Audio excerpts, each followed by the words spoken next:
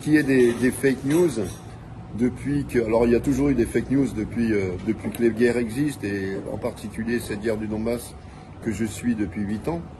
Mais depuis que les opérations militaires russes ont été déclenchées, c'est un tsunami de fake news qui inonde les médias occidentaux, mais d'une manière complètement hystérique et sans limite.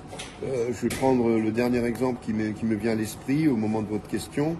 C'est lors du bombardement samedi dernier par un Toshkaou du centre-ville de Donetsk, où il y a eu, je le rappelle, une vingtaine de morts et plusieurs dizaines de blessés. En fait, il y a eu des photos, des reportages de faits dans la rue immédiatement après l'explosion du Toshkaou. Eh bien, j'ai retrouvé ces photos prises à Donetsk dans un journal italien qui décrit les bombardements de Kiev, par exemple, par l'armée russe. Donc on voit le genre de fake news, c'est-à-dire qu'ils vont même réutiliser des images de bombardements du Donbass pour accuser les bombardements de Kiev, accuser l'armée russe des bombardements de Kiev.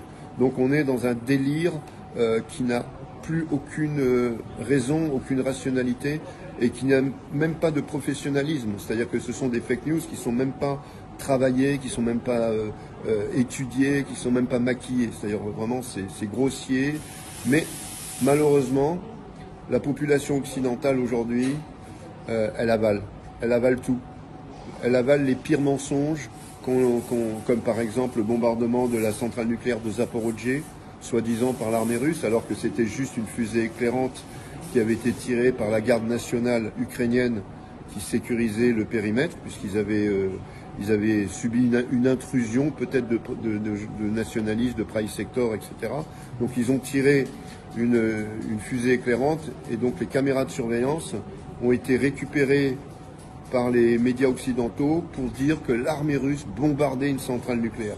Donc voilà, on est dans l'absurdité totale, dans l'hystérie sans limite et dans le mensonge amateuriste. Mais vous savez, en Occident, les gens sont tellement soumis